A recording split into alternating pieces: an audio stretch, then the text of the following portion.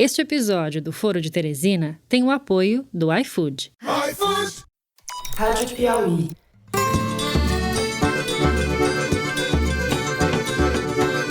Olá, sejam muito bem-vindos ao Foro de Teresina, o podcast de política da revista Piauí. Pelo que eu tenho acompanhado o trabalho do ministro Pazuello, sei que ele tem feito um trabalho meticuloso e de forma honesta e competente. Então, se investigue e se chega à conclusão do que aconteceu na realidade. Eu, Fernando de Barros e Silva, na minha casa em São Paulo, tenho o prazer de conversar hoje com um belo quarteto. Em São Paulo, como sempre, aqui perto de mim, José Roberto de Toledo. Opa, Toledo! Opa! Agora sim, a voz tá firme. Quer criar o auxílio emergencial de novo? Tem que ter muito cuidado, pensa bastante. Porque se fizer isso, não pode ter aumento automático de verbas para a educação, para a segurança pública. No Rio de Janeiro, Malu Gaspar, diretamente de Angra, ou Búzios, ou Ilha Grande, alguma coisa disso daí. Fala, Malu. Oi, gente. Vindo especialmente das férias para falar com vocês. Além do Toledo e da Malu, a gente tem hoje a participação do Bernardo Esteves, o homem que nos garante que a Terra é redonda, lá nas Alterosas. Fala, Bernardo. Oi, Fernando. Oi, pessoal. E a super Thaís Bilenque, em Brasília, essa cidade dominada pelos homens de bem. Bem-vinda, Thaís. Obrigada. Bom dia. É um alerta aos deputados e às deputadas que a intenção do presidente é transformar o parlamento num anexo do Palácio do Planalto. Bom, antes de entrar nos assuntos da semana, eu queria passar a palavra para a Malu, para que ela conte para vocês o que ela está aprontando. Nós temos uma notícia que nos deixa com o coração apertado, mas assim é a vida. Diga, Malu. Pois é, gente, para quem está se perguntando o que eu saí das férias para participar do foro, na verdade eu tenho uma novidade, essa saideira, vamos fazer o nosso último foro, Everybody Together. Eu estou deixando a Piauí, vou para um outro projeto. Como diz o Fernando, né, a gente faz essas coisas, essas mudanças na vida com o coração apertado, mas a vida tem que andar, as coisas têm que continuar, a gente tem que seguir adiante. Depois eu conto para vocês para onde eu vou, mas agora vamos aproveitar, né, todos os momentos desse último foro, que eu vou aproveitar junto com a querida Thaís Bilenque, que vai ficar no meu lugar. Thaís vai assumir essa bancada feminina, né, Thaís, do foro. Vamos botar pra quebrar. Thaís vai me representar muito bem, que eu tenho certeza. Missão, hein, Malu? Que missão? Missão para a qual você está qualificadíssimo. Muito mais do que eu, né, querida? Manda ver. A gente vai se despedir da Malu no final do programa. A Malu deixa aqui, além de ótimos amigos, um legado e ótimas recordações. Nós, inclusive, vamos fazer um programa extra com os melhores momentos da Malu que não foram pro ar. Vocês vão conhecer a verdadeira Malu. Não, sacanagem. Isso sim é a verdadeira vingança. Deep Foro. Brincadeira, pessoal. Bom, Thaís, super bem-vinda. Você já é de casa, é uma alegria pra gente ter você definitivamente no time do programa. Os Obrigada, deuses Fernando. das coisas erradas te saúdam. E o Teresino também. Obrigada, Fernando, Toledo, todo mundo pela recepção. É uma honra pra mim fazer parte disso aqui. E, obviamente, um belo de um desafio que a Malu tá colocando aí na minha vida agora, mas vamos embora. Thaís Bilenque, você aguenta qualquer desafio. Vamos lá. Bom, antes de começar, dizer para vocês que talvez o áudio da Malu esteja um pouco prejudicado, porque ela tá nas Ilhas Seychelles, na verdade. Talvez o áudio não esteja muito bom. Vocês relevem, por favor. Muito bem. Vamos então aos assuntos dessa semana. A gente vai abrir o programa falando da situação das vacinas no Brasil, da revelação de que o governo brasileiro recusou um acordo em setembro para a compra de 70 milhões de doses da Pfizer. Vamos falar também da autorização do governo para que empresas comprem vacinas, mais um escândalo brasileiro. E vamos falar ainda da situação do general Pazuello, que está sendo investigado no inquérito que apura a responsabilidade dele na tragédia de Manaus. Em seguida, a gente fala das pesquisas divulgadas nessa última semana, que mostram uma queda da popularidade do presidente Jair Bolsonaro e o que isso tem a ver com o fim do auxílio emergencial, que agora o governo, pressionado pelo Congresso e pelos governadores, está cogitando estender por mais tempo. Por fim, no terceiro bloco, falamos da eleição no Congresso, que acontece nessa próxima segunda-feira, dia 1º de fevereiro. O interesse maior se volta para a disputa entre Arthur Lira, do PP de Alagoas, candidato de Bolsonaro, e Baleia Rossi, do MDB de São Paulo, candidato da oposição, com 5 aspas de cada lado. É isso, vem com a gente.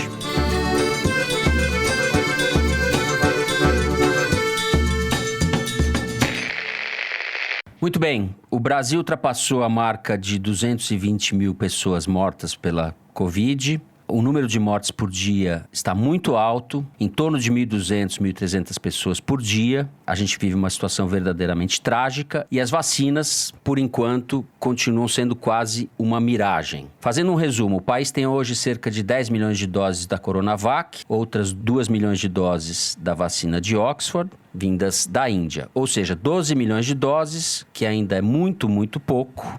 E nessa semana, a China finalmente liberou os insumos para que o Butantan e a Fiocruz continuem produzindo vacinas. Mas os insumos só vão chegar no começo de fevereiro e as vacinas ficam prontas no final do mês, no caso do Butantan. A Fiocruz prevê para março. Tudo muito lento. A Pfizer escreveu uma carta para o governo brasileiro oferecendo 70 milhões de doses e o governo brasileiro considerou as condições ruins e não aceitou. O quadro geral não é bom, né, Bernardo? O que a gente pode esperar para as próximas semanas? Há alguma luz no fim do túnel, para roubar o título do podcast do Toledo? Olha, Fernando, eu não tô otimista, não. Claro, a gente começou a vacinar, mas a gente tem até agora 1.300.000 brasileiros vacinados. Nesse ritmo, o mandato do Bolsonaro termina antes da vacinação, né? A gente viu essa semana uma aparente inflexão no discurso do Bolsonaro, em que pela primeira vez, talvez, ele mostrou considerar com algum apreço a ideia da vacinação, dizendo que podia ajudar a economia a retomar os eixos e tal, mas na minha cabeça eu não fiquei convencido. Você vê que ele dá muito mais de si quando ele tá falando mal da vacina, quando diz que não vai vacinar, que já pegou, que ele tem medo da vacina chinesa, enfim, ele passa muito mais autenticidade nessa hora do que quando ele fala que a vacinação é importante pra gente retomar a economia. Eu acho que, na verdade, assim, essa mudança me parece ser uma tomada de consciência da parte dele de que continuar negando a vacinação é o atalho mais rápido pro impeachment dele. Eu acho que ele tá vendo a água subir com rapidez e eu acho que, por um lado, ele quer faturar com isso também, ele tá vendo o Dória faturar com a questão da Coronavac, mas, sobretudo, ele tá vendo também, né, assim, o cerco tá se fechando. Tem um inquérito aberto contra o Pazuello, se o Pazuello for indiciado, quem sabe ele não é o próximo, né? Enfim, eu acho que ele vendo toda essa conjuntura, isso é o que, na minha avaliação, está por trás dessa mudança. Agora, eu não queria deixar de comentar, Fernando, eu acho que assim, o lado mais escandaloso do noticiário da pandemia essa semana foi essa tentativa de compra de vacinas por um pool de empresas privadas, né? Isso que é uma iniciativa que me parece totalmente imoral. Um movimento típico, assim, de quem é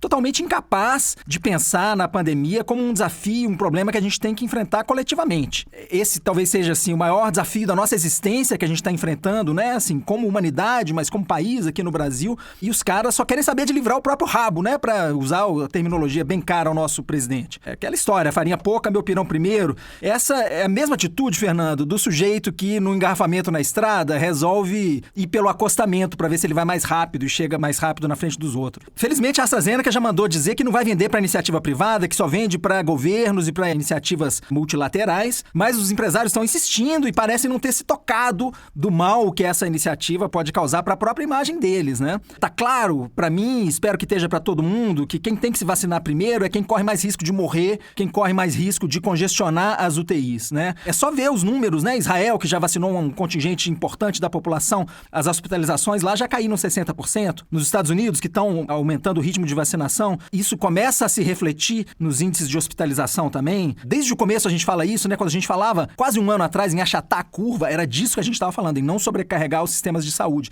E a gente tem que pensar a vacinação nesses termos, né? Como é que a gente faz com que a gente consiga dar conta com a nossa capacidade instalada, de não ter gente morrendo sem oxigênio, de não ter gente morrendo porque não tem acesso à UTI, né? E a vacinação tem que ser pensada assim. Como é que eu evito que isso aconteça? E não como é que eu evito que a mulher da minha vida pegue a Covid, como um prefeito brasileiro disse, né? Para justificar a furada de fila, né? Pessoal, me confundi. Na verdade, não foi um prefeito, mas sim o secretário de saúde de Pires do Rio, em Goiás. Então, assim, se você é um empresário, tem dinheiro para comprar vacina, quer ajudar, o melhor que você faz é conseguir vacinas pro SUS, pra fila que tá organizada, né? Eu acho que É imoral tentar colocar os interesses privados na frente dos interesses coletivos. Houve um recuo de muitas empresas. Hoje, quinta-feira, quando gravamos a manchete do Valor Econômico, inclusive, é sobre esse recuo. As empresas descartam de aderir à compra de vacinas, o que não retira em nada a gravidade, a imoralidade, o absurdo brasileiro que você salientou. E não retira, sobretudo, a obrigação do Bolsonaro de estar comprando essas vacinas, né? Se tem gente falando, se tem vacina sobrando, sabe, ele deve estar satisfeitíssimo com isso, porque isso parece que desobriga ele de agir. É isso. Toledo? Então, Fernando, eu fiz uma atualização. Minha voz está mais grave dessa vez, não? As pessoas vão continuar a achar que eu vou morrer amanhã. Você tá melhorando. Obrigado, Malu. Eu atualizei aqueles números que eu calculei e falei na semana passada sobre a velocidade da vacinação no Brasil. Melhorou muito. A gente está numa média diária de 120 mil pessoas sendo vacinadas, mas ainda é muito insuficiente. Nessa média de 120 mil por dia, ou seja, vacinamos até agora menos de 1% da população, 0,9% da população, o que dá uma média de 0,08% da população sendo vacinada a cada dia, vai demorar 3 anos e 5 meses para o Brasil vacinar todo mundo como precisa vacinar, porque as vacinas que a gente está usando têm uma eficácia proporcionalmente mais baixa do que as da Moderna e da Pfizer, né? 3 anos e 5 meses não dá. Obviamente, ninguém aguenta, vai aprofundar ainda mais a crise econômica e o número de mortos vai ser gigantesco. Então, precisa aumentar, e precisa aumentar rápido. Propaganda aí de que já vacinaram 500 mil pessoas ontem. Ótimo. O problema é que as vacinas vão acabar. Nós temos 12 milhões de vacinas garantidas e o resto é expectativa. O importante é manter essa média de 500 mil todo dia. Além de a gente ter essa média nacional projetando 3 anos e 5 meses para terminar de vacinar todo mundo, que é inaceitável, porque até lá o vírus já terá sofrido tantas mutações que as vacinas precisarão ter sido refeitas e a população revacinada, há uma desigualdade gigantesca dentro do Brasil. O estado que está mais avançado na vacinação é Alagoas. Alagoas já vacinou 1,5% da população, está vacinando quase 0,2% da população por dia. Mas mesmo assim, a projeção para Alagoas, no atual ritmo, é 1 ano e 10 meses. É um pouquinho melhor do que Tocantins. Está com uma média de 45 pessoas por dia sendo vacinadas, o que projeta 63 anos e 7 meses para terminar de vacinar todo mundo. Em São Paulo, nós estamos abaixo da média brasileira. 0,72% da população que precisa ser vacinada no estado foi vacinada até agora, 241 mil pessoas na manhã dessa quinta-feira, e projeta 4 anos e 4 meses de vacinação. Não dá. Os governantes precisam ser cobrados em todas as instâncias, porque cada lugar tem um critério de vacinação, tem uma fila de vacinação própria, né? Você vai no HC, né? O Hospital das Clínicas aqui em São Paulo, que foi onde começou a vacinação, vacinaram todos os funcionários, do estagiário ao médico que está na linha de frente, enfim, um critério diferente que gerou até alguma revolta. No Rio de Janeiro, por exemplo, é um critério por idade. As pessoas mais idosas que estão na linha de frente têm prioridade, sem contar todos os políticos e ricos que tentaram furar a fila e alguns com sucesso, né?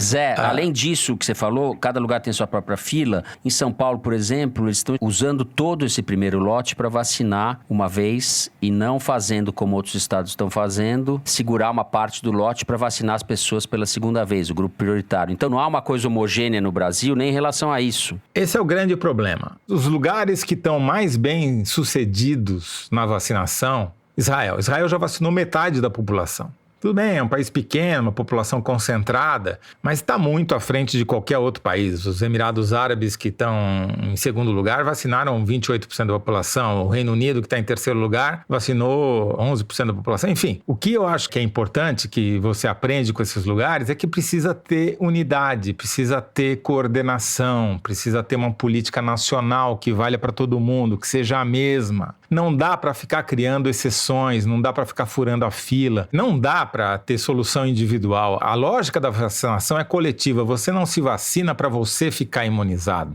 Você se vacina para parar a transmissão do vírus. Não adianta os empresários tentarem comprar vacina pela fila do lado, pelo acostamento, Porque falta vacina no mundo. Tem uma guerra pela vacina entre Estados Unidos e Europa, entre Reino Unido e Europa, Oriente e Ocidente. Não é que está sobrando vacina, então vou lá e vou comprar. Não. Se o empresário comprar vacina para dar para os seus funcionários, vai faltar vacina para médico e enfermeiro. Entendeu? Não tem essa. Então, vamos parar com essa palhaçada de achar que estão ajudando, estão atrapalhando. No Canadá, um dono de cassino se fantasiou de morador de uma vila distante, pegou um jatinho, foi para lá com a mulher atriz e furaram a fila de comunidades indígenas para serem vacinados. Aí foram multados. Agora tem uma polêmica no Canadá porque querem prender o cara. E é isso, tem que exemplificar, tem que dar... Quem furar a fila tem que ser punido rigorosamente. Tá certo, né, Malu? Eu vejo o Toledo falando que a gente tem que aprender com Israel, que a gente pode aprender com outros países, mas na verdade isso é uma coisa que a gente já sabia fazer. Isso é que é pior. A gente já chegou a vacinar em campanhas anteriores 10 milhões de pessoas num dia. Se você tiver planejamento, coordenação, transparência, campanha de informação pública, não estou falando de campanha publicitária contratada do publicitário amigo, estou falando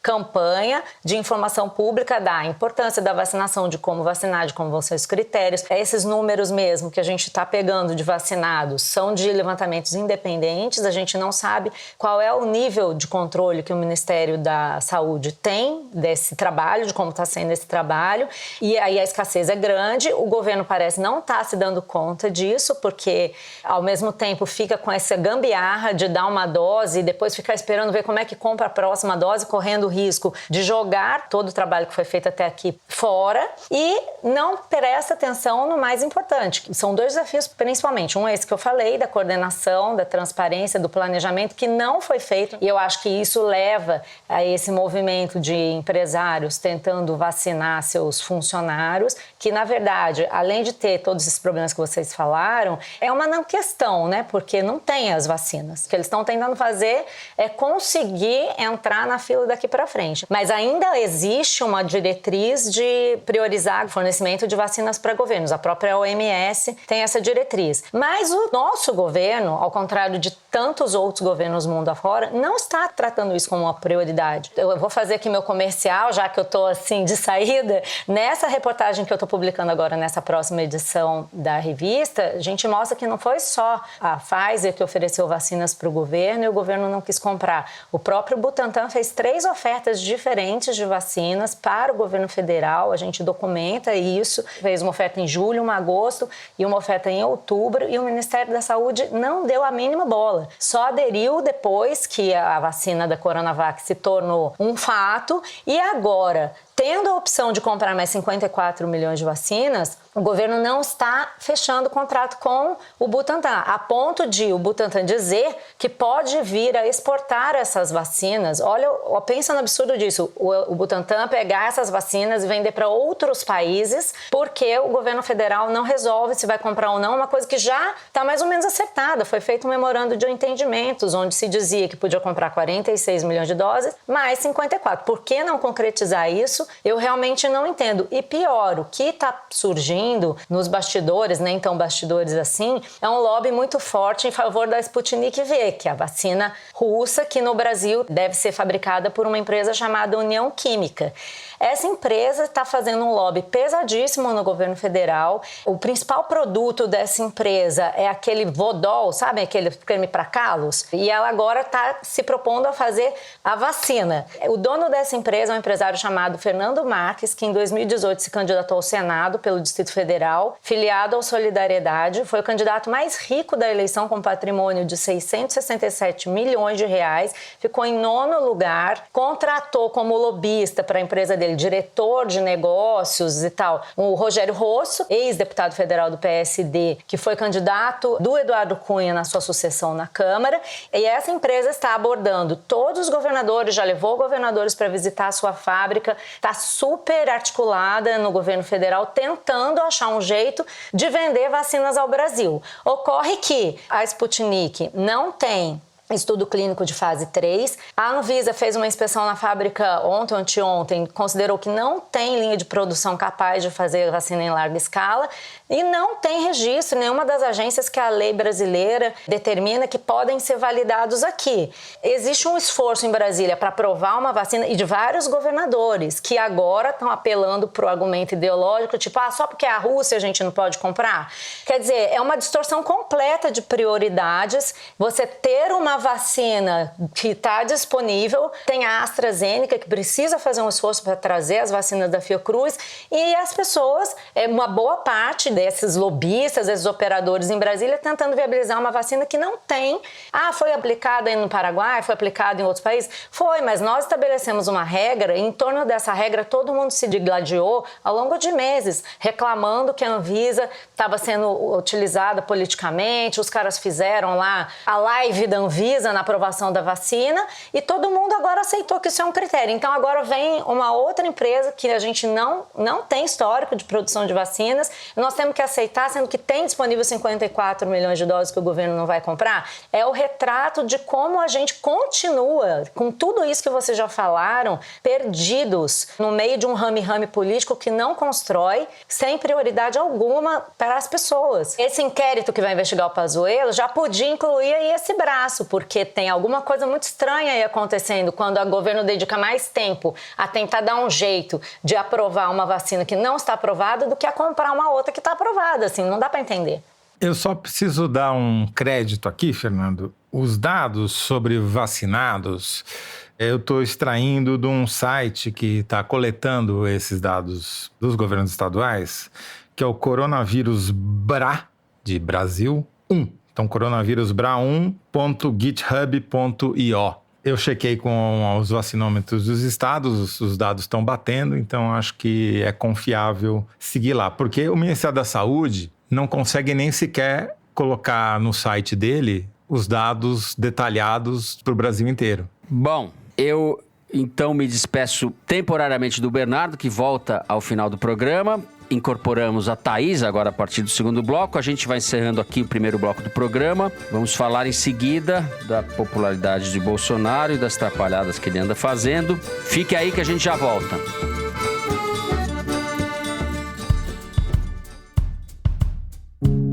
Cada pedido feito pelo iFood é mais que uma refeição. É oportunidade de negócio e renda para um ecossistema completo, que passa por produtores de alimentos, fornecedores de embalagens, até o restaurante e o entregador parceiro. Hoje e nas próximas semanas você vai conhecer mais do que o iFood entrega não só para clientes, mas também para os restaurantes parceiros e para a economia brasileira. Todo mês, mais de 12 milhões de pessoas fazem pedidos pelo iFood para mais de 230 mil restaurantes ligados à plataforma.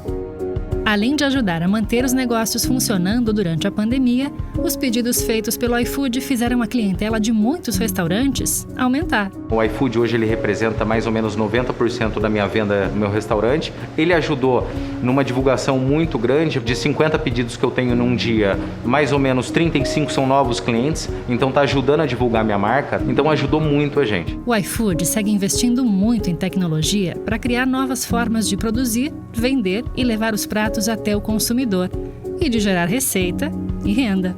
A gente consegue atingir com esse mundo digital pessoas que talvez não viriam na loja. Então a gente consegue entrar na casa das pessoas, isso é uma honra na verdade. Para saber mais sobre como o iFood, foodtech brasileira referência na América Latina, valoriza e apoia seus parceiros, acesse ifood.com.br/institucional.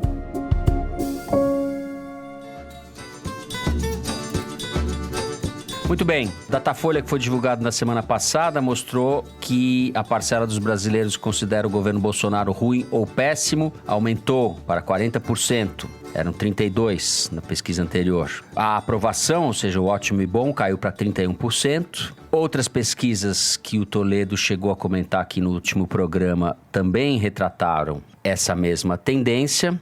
A gente tem, evidentemente, como causas principais dessa mudança de humor do brasileiro, a tragédia de Manaus, a percepção de que o plano de vacinação era algo inexistente até anteontem, e ainda hoje, como a gente disse no primeiro bloco, essa inexistência permanece. E além disso, a questão do auxílio emergencial, que durante 9 meses despejou na economia 320 bilhões de reais, acabou no começo do ano agora, e volta a ser uma pauta agora do novo Congresso, que vai ser eleito na segunda-feira. Há o rumor de impeachment no ar, né, Zé? Cresceu um pouco, ou bastante. Vários grupos que não estavam vocalizando essa ideia do impeachment do Bolsonaro passaram a vocalizar. Ainda estamos longe, a meu ver. O que você acha? Repito o que eu falei na semana passada, com a diferença que eu acho que da semana passada para essa, nós não ficamos mais perto do impeachment. Porque se você pegar as pesquisas, tanto do Datafolha quanto do IDEA, Big Data,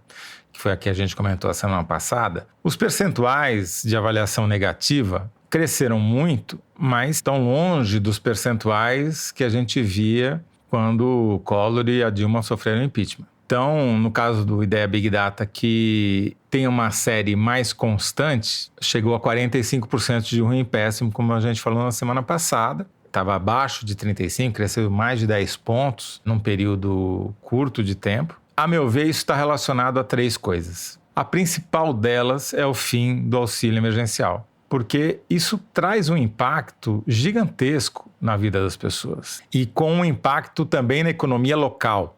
Então, o que o Bolsonaro talvez ainda não tenha percebido totalmente é que no interior do Brasil, cidades que tiveram uma injeção brutal de dinheiro nas suas economias graças ao auxílio emergencial, vai haver uma redução abrupta da atividade econômica, do consumo, e isso vai impactar negativamente a popularidade dele. Continua sendo um não assunto na internet, tirando o André Janones, que continua brilhando no Facebook quando fala desse assunto, continua não sendo um tema de debate no Twitter, por exemplo, e é um tema que o governo foge e o Bolsonaro só fala quando obrigado. Até porque eles não têm uma proposta, né, sobre o que fazer para retomar esse auxílio que foi fundamental para evitar que a popularidade do Bolsonaro no final do ano passado chegasse aos píncaros da inglória, né? A epidemia pesou? Provavelmente sim,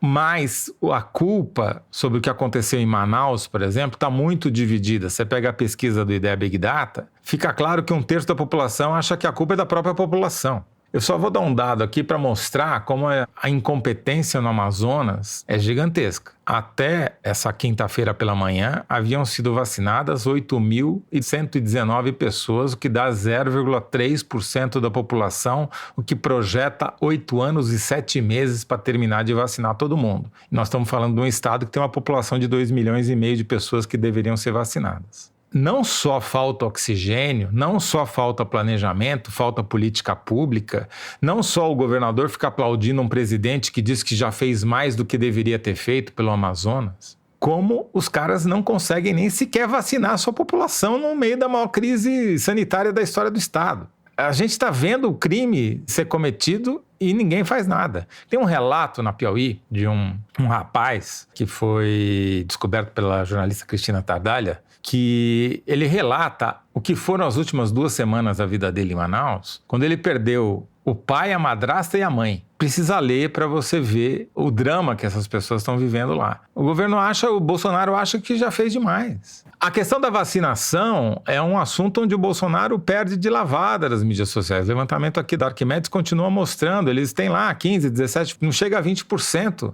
Deixa eu só fazer um comentário que tem a ver com essa pesquisa do IDEA Big Data que ele falou, que apesar de tudo isso que ele está dizendo, mesmo a pesquisa Big Data, da IDEA Big Data, tem uma variação grande na região norte entre a quantidade de pessoas que antes aprovavam o governo e passou a desaprovar. De 32% de pessoas que desaprovavam no dia 15 de janeiro o governo Bolsonaro, passou para 57% de pessoas que desaprovam no dia 22 de janeiro. E o que aconteceu na região norte nesse período foi justamente a crise de Manaus. Thaís, o impeachment está fora da agenda, então? Está fora da agenda, mas o Maia está ameaçando, nas suas últimas horas na presidência da Câmara, aceitar algum pedido eventualmente, né? Notícia de quinta-feira, agora enquanto a gente grava, está saindo isso.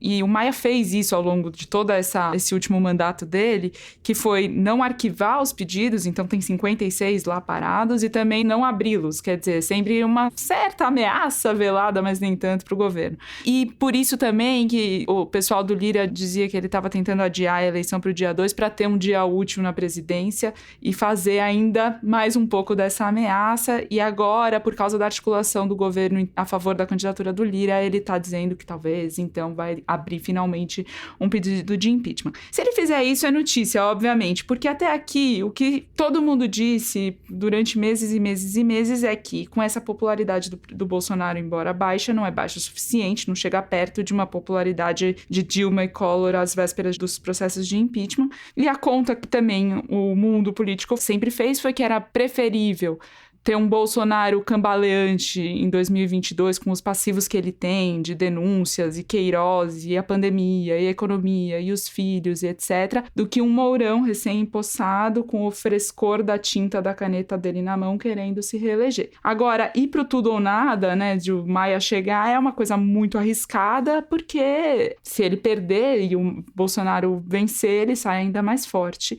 O fato é que, independente de o que acontecer, essa agenda do impeachment tem vários interesses por trás dela, e quem sai ganhando, independente do impeachment avançar ou não, é o próprio Arthur Lira, que enquanto isso vai subindo o preço dele no apoio que ele cobra do presidente para o Centrão e todo o bloco que ele formou apoiar. Então, mesmo que o impeachment não esteja às vias de ser aberto, existem muitos outros interesses que fazem com que a gente continue falando sobre ele.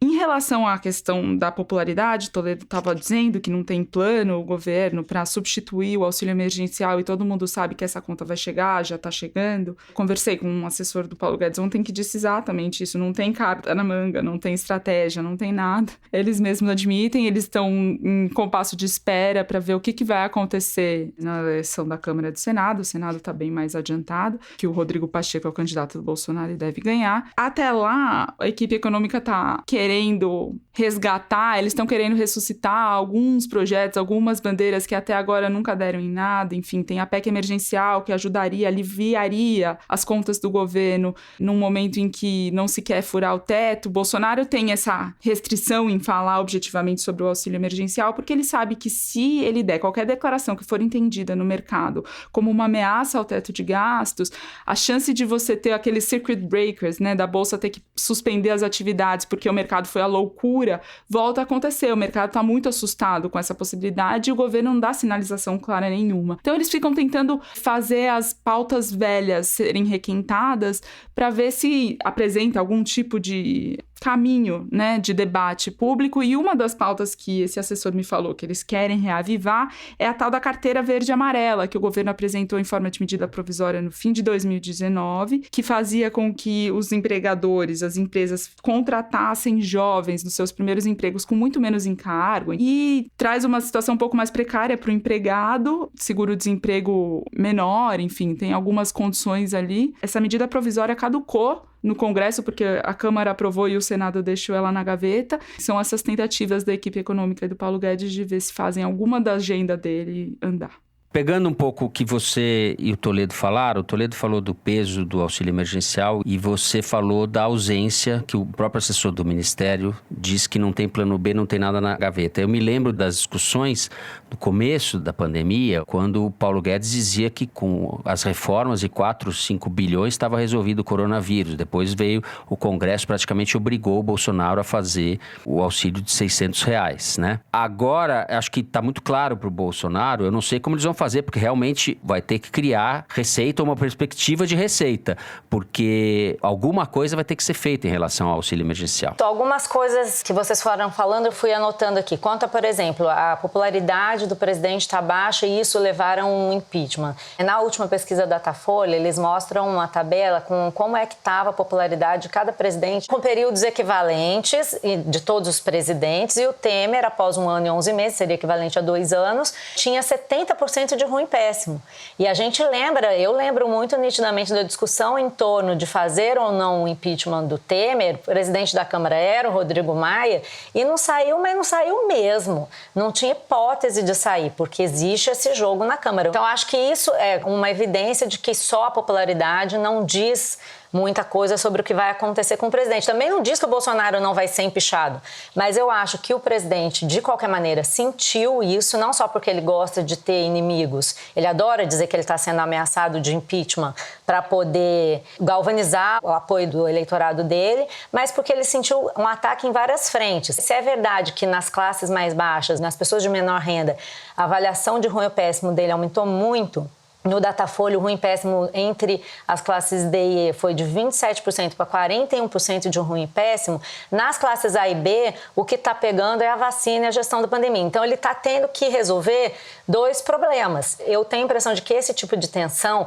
deixa ele nervoso quando aparece, por exemplo, um caso como o do leite condensado. É um assunto que gera meme, que precisa de contextualização, porque, de fato, não é o Palácio do Planalto que comeu todo aquele leite condensado, é o governo federal. É uma coisa mais propícia a memes. Mas por que ele responde? Porque ele sabe que esse tipo de assunto é caro a um determinado público que ele não quer perder. Se começar a passar para todo mundo que o governo dele rouba no leite condensado, isso é ruim para ele. Agora, tem uma coisa que eu queria colocar como provocação aqui.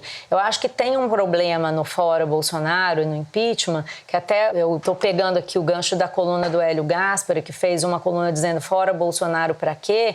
Que é uma questão séria. Se é verdade que o impeachment precisa de apoio na Câmara para sair, também é verdade que não só o Baleia Rossi, que supostamente é o candidato da oposição à presidência da Câmara, mas também os outros partidos, até mesmo de esquerda, não estão fazendo esforço pelo impeachment, porque existe um cálculo acontecendo. Primeiro, tem muita gente que acha que vale mais o Bolsonaro sangrar para chegar em 2022 e a oposição retomar o governo do que, por exemplo, fazer o impeachment e entregar o governo para o Mourão. Então, a verdade é que essa agenda ela não está na pauta porque a população não está comprando isso, mas também porque os políticos não estão fazendo força nenhuma. Todas as vezes que se perguntou para o Baleia Rossi se ele ia abrir processo de impeachment, ele escapuliu feiamente. Sim. Mas isso só vai virar uma questão, uma possibilidade real, se realmente tiver o pra quê. Vai tirar o Bolsonaro pra quê? Só para esclarecer, a questão da popularidade, ela é uma condição necessária, mas insuficiente.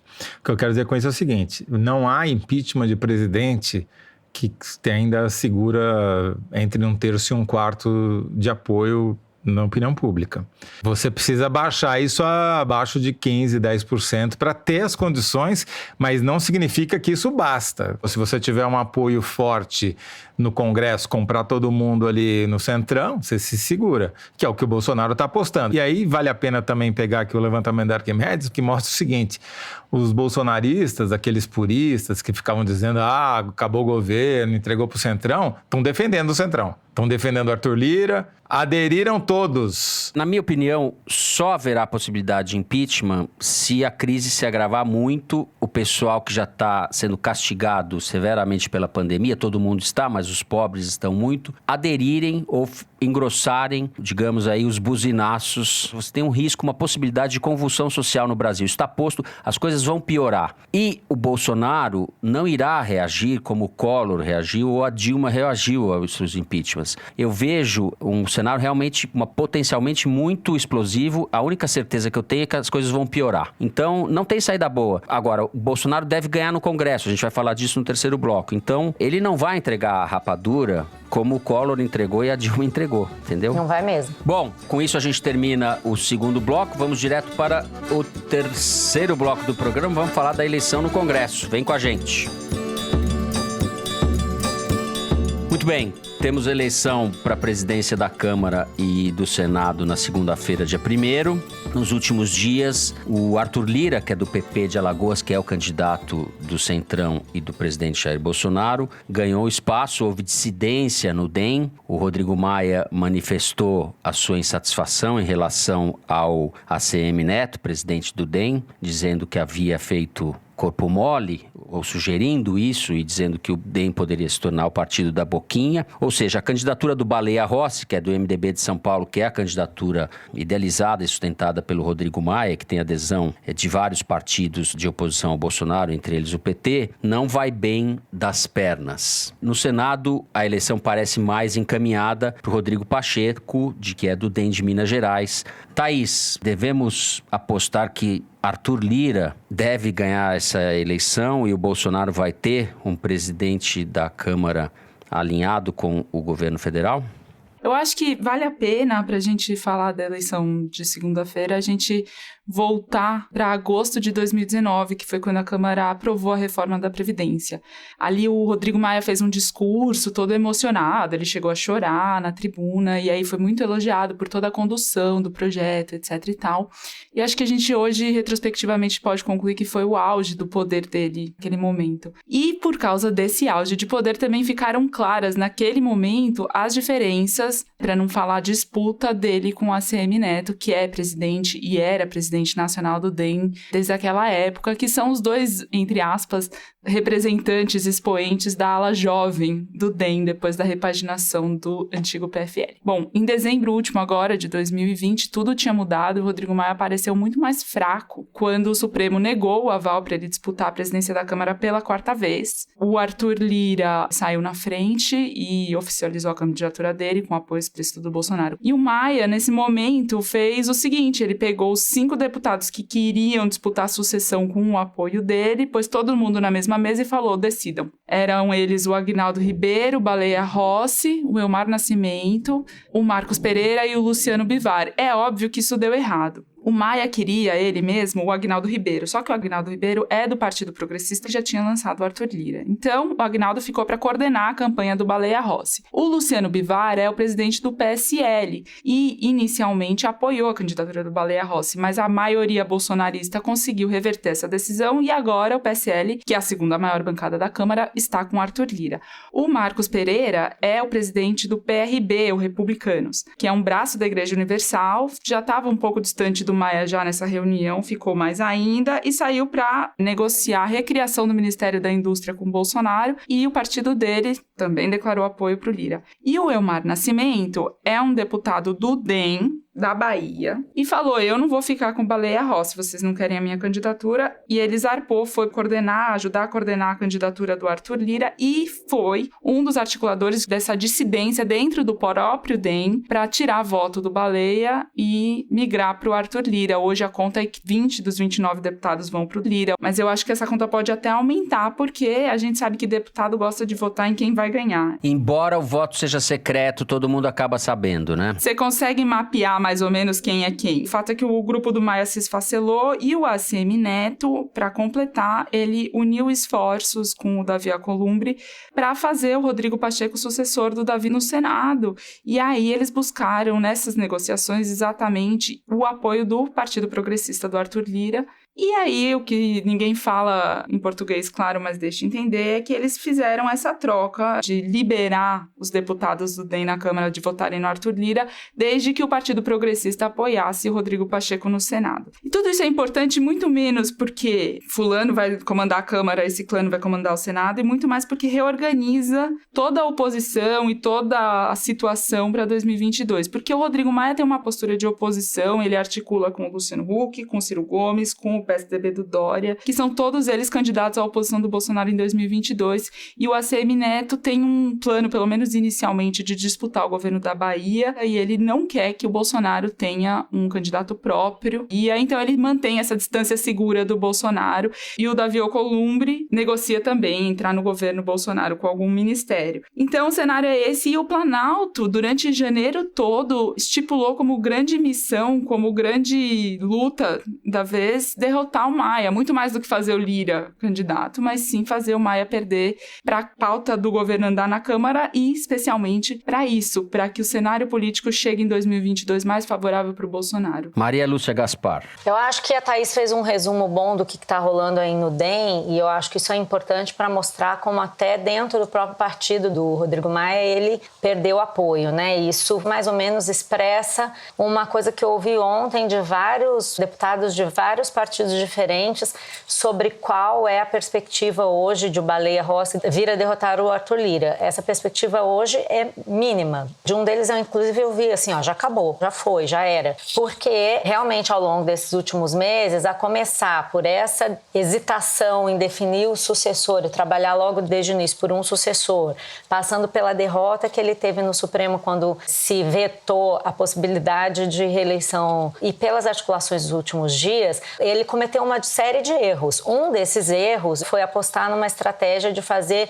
um discurso nacional de oposição ao Bolsonaro, como que se fosse, olha, se você é um deputado que tem respeito pelas instituições, que está preocupado com a democracia e que quer segurar o poder do presidente, você cola com a gente. Houve muito essa tentativa de fazer da parte do Baleia um discurso para o público externo e da parte do Arthur Lira um discurso para o público interno, varejo da Câmara e tal. No caso do Baleia, houve 2 problemas. O Rodrigo fez esse discurso, mas como a gente já falou no último bloco, tem 56 pedidos de impeachment, pedido de abertura de CPI e na prática mesmo ele não tomou nenhuma iniciativa, como também o próprio Baleia tem feito um discurso hesitante, dizendo que não vai fazer impeachment. Eu assisti a participação dele no último programa Roda Viva e eu fiquei impressionada que nem o ministro Pazuello ele consegue criticar. O cara quer se vender como oposição, mas ele não tem gesto de oposição, ele não faz oposição, ele nem fala como se fosse oposição. Qual é a vantagem de um bloco de deputados querer votar nele? Então vou logo com a máquina. Então ele não está convencendo os próprios deputados, que estão muito mais preocupados com essa coisa do varejo. Os cargos na mesa da Câmara, o Arthur Lira está fazendo todo um xadrez ali, compondo a mesa da Câmara, e aí começa o leilão, mais isso, mais aquilo, mais cargo, mais emenda. Isso está em pleno andamento. E o Arthur Lira, com a máquina, com a força do Bolsonaro e com várias queixas de deputados de vários partidos, de promessas não cumpridas do Rodrigo Maia, está vendendo esse discurso. Olha, para alguns ele chega a dizer que ele é até mais forte para abrir o impeachment do Bolsonaro, se for necessário, do que o Baleia.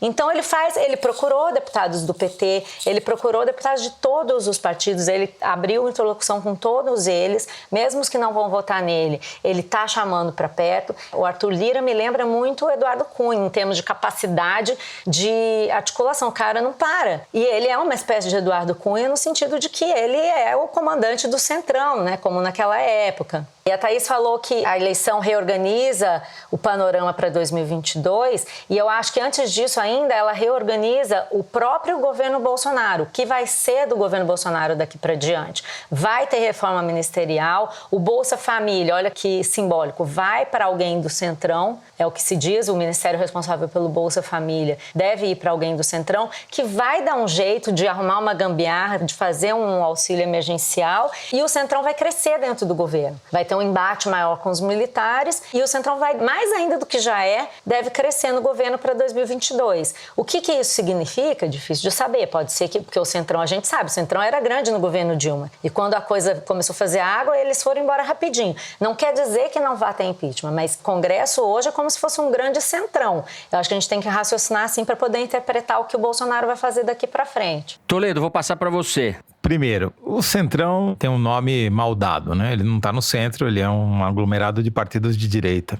Então, devia chamar, como eu já disse aqui outras vezes, Arenão. São os herdeiros da ditadura. Representam o que tem de pior na política brasileira. Esses caras vão ganhar a eleição na Câmara, tá claro isso, a não ser que haja uma revolução de última hora que não creio que acontecerá. E o que isso significa na prática? Significa que não tem impeachment, a não ser que o Bolsonaro desça as catacumbas de popularidade que ainda não desceu. Significa que eles vão fazer uma agenda mais próxima da agenda do governo federal, que é uma agenda liberal, uma agenda ultraliberal, uma agenda que vai tentar aprovar reformas, que vai tentar aprovar a privatização e que vai tentar evitar de todo jeito o que ultrapassar, pelo menos do ponto de vista da imagem, do faz de conta, o teto de gastos. O que significa que também não vai haver um auxílio emergencial, pelo menos não do nível que ele existiu até o final do ano passado. Tudo isso, na minha opinião, vai convergir para uma piora da situação política do Bolsonaro. Vai melhorar no curto prazo, porque ele vai ter uma base mais sólida, mais orgânica, mais fisiológica, mais bem comprada. Mas vai piorar no médio e longo prazo, porque não tem como essa agenda dar certo nessas circunstâncias. E o governo não vai ficar bom do dia para a noite. Não é porque se trocar o Pazuello pelo Ricardo Barros, o governo vai ficar eficiente. Vai continuar sendo uma caquistocracia, com menos farda, mas todos vindos da mesma origem. Então, que eu acho que nós vamos ver o país afundar mais.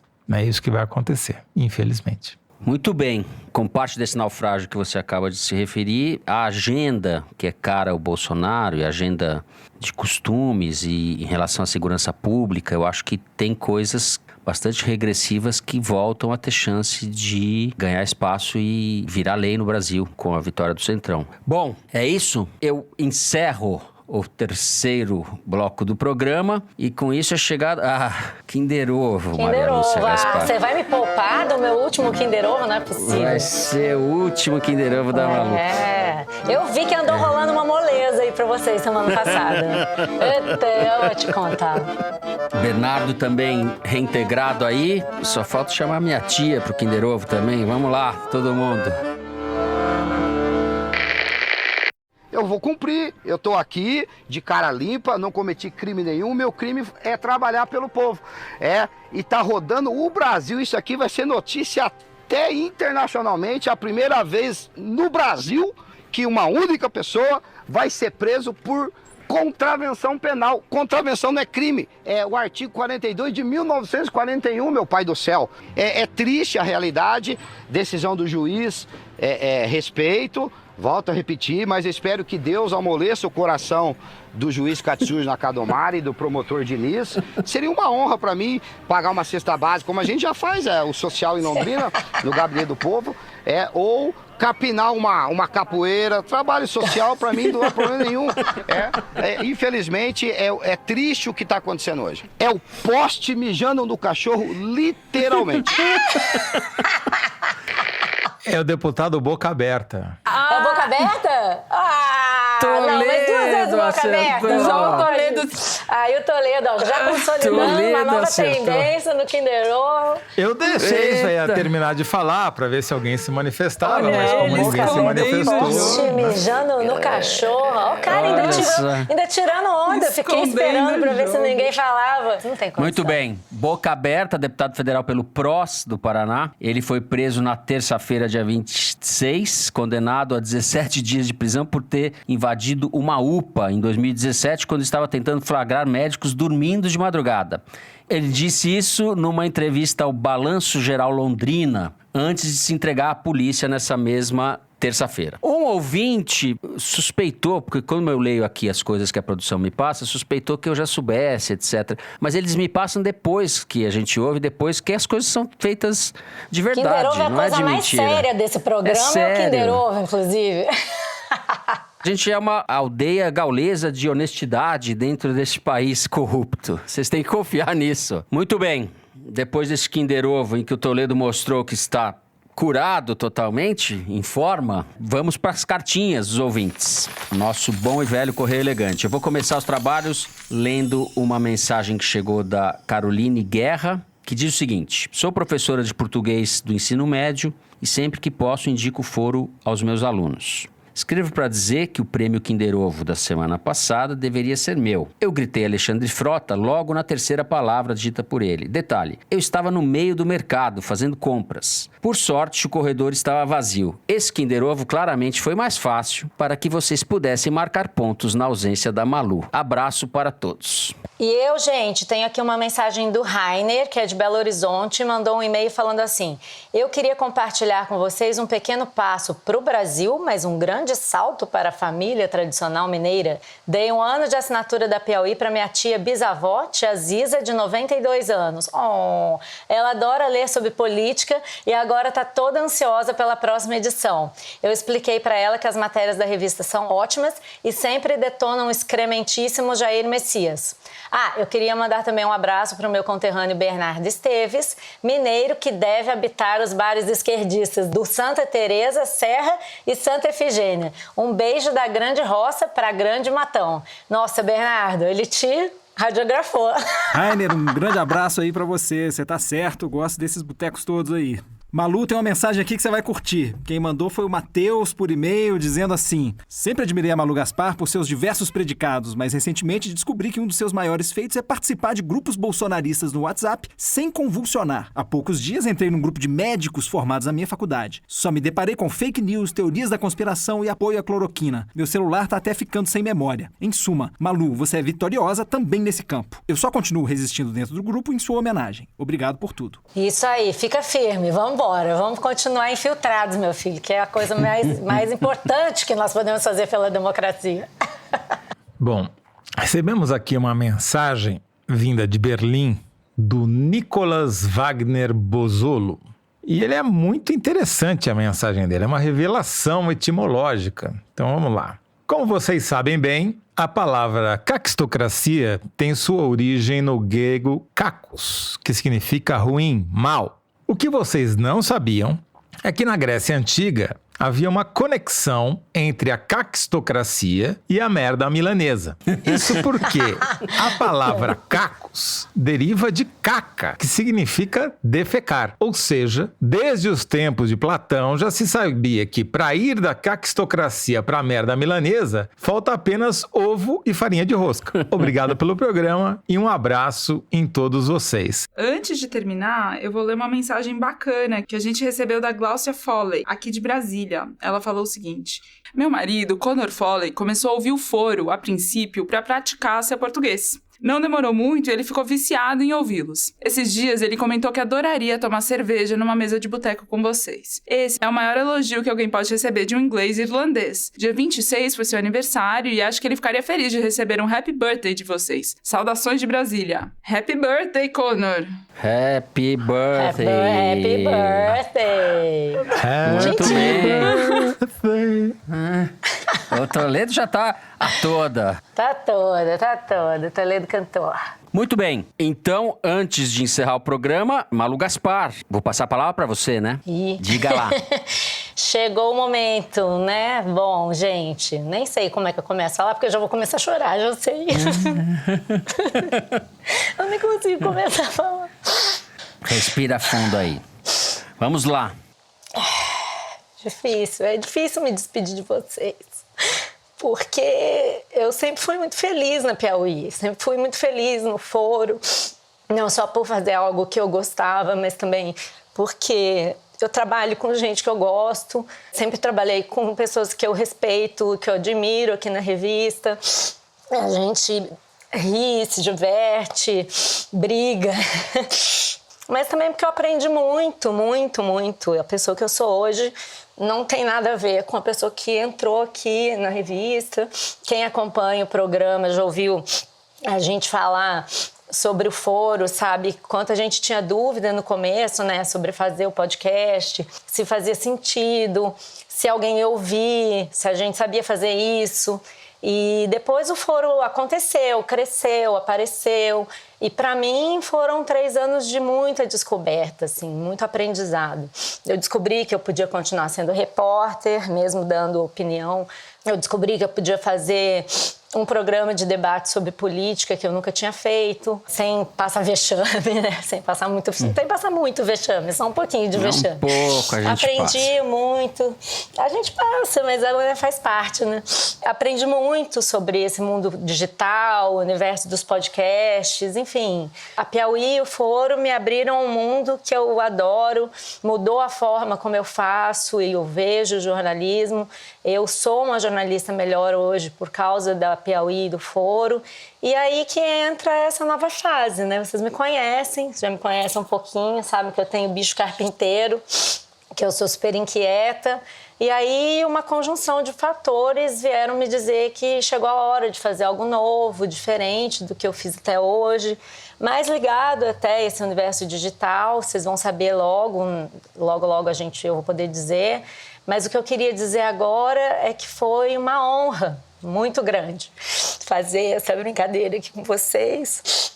E eu queria agradecer de público a você, Fernando, que há 6 anos me trouxe para cá, quase 6 anos. Eita!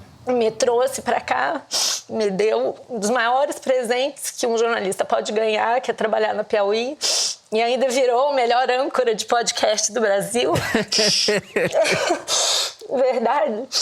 A você, Toledovski, que sempre foi um colega generoso, um topa tudo, um cara incansável, que me ensinou muito, me ajudou a crescer no site, aqui no foro, com as nossas brigas, com as nossas discussões. Tá todo mundo chorando aqui, só pra vocês saberem. Tá um choro coletivo, a gente tá escondendo, né? Isso, que eu amo vocês. Sim. Ao João Moreira Salles, que é uma referência na minha vida, que foi quem convenceu a gente a fazer esse podcast, né? Sem ele a gente não estaria aqui. Eu tenho que agradecer ao Petri, André Petri, nosso diretor de redação, que é meu amigo de 2 décadas, que além de um grande editor, é uma grande pessoa, é um chefe, um amigo incrível, que já me ensinou muito. E eu tenho certeza que vai continuar me ensinando. A super Paulinha Scarpim, a Branca Viana, ao queridíssimo Luigi. Vou sentir muita falta de você, Luigi. Ao Bernardo, querido. A Evelyn, a Clara Helstab, a Mari Faria, toda a equipe da Novelo, que me aguentou semanalmente, bravamente, nesses anos. E a todo mundo da Piauí, que eu queria poder dizer todos os nomes, mas não dá tempo, mas que não por acaso a nossa Beth chama de família piauína. Então eu só tenho a agradecer de ter tido o privilégio, a honra de ter tido vocês na minha vida. E eu tenho certeza que a Thaís só vai engrandecer o programa, como ela tem feito todas as vezes que ela participou em todos esses anos. Te desejo, Thaís, toda a sorte do mundo. Você pode contar comigo sempre, sempre, sempre. E eu queria dizer que a gente se separa aqui, mas só profissionalmente, porque vocês vão ficar no meu coração, eu vou levar vocês comigo para onde eu for. Eu vou sentir saudades. E, enfim, um beijo para vocês, até a próxima. E desculpa a choradeira, mas eu sou assim, tem jeito. Malu, saudades recíprocas. Já estamos sentindo saudades desde já. Você vai fazer muita falta, independentemente de tudo que a Thaís vai trazer de bom pro programa. Mas queria te agradecer, porque sem você o Foro jamais teria decolado como decolou. É isso. É até difícil falar. Você sempre apronta com a gente, né? Deixou todo mundo emocionado. É porque a gente se gosta mesmo, né? A gente não briga, é encenação. A gente faz confusão. Não é. Vai haver teorias conspiratórias, né, Toledo? Eu saí correndo de você. Não tem nada disso, gente. Eu tô querendo crescer profissionalmente e acho que é a hora, mas eu nunca vou esquecer o que eu passei aqui. Aliás, sem o que eu passei aqui, eu não teria o futuro que eu vou ter. É uma honra trabalhar com você, uma alegria também ser seu amigo. E você é uma das grandes jornalistas brasileiras, mesmo. Então, tudo de ótimo pra você. Eu tenho certeza que você vai continuar brilhando. Super beijo. E faltou agradecer ao nosso ouvinte, né? Que é responsável também pela gente estar aqui há tanto tempo, né? Segura a onda pra gente. Ouvinte que sempre escreve, que sempre manda e-mail, que tá sempre nas redes falando da gente.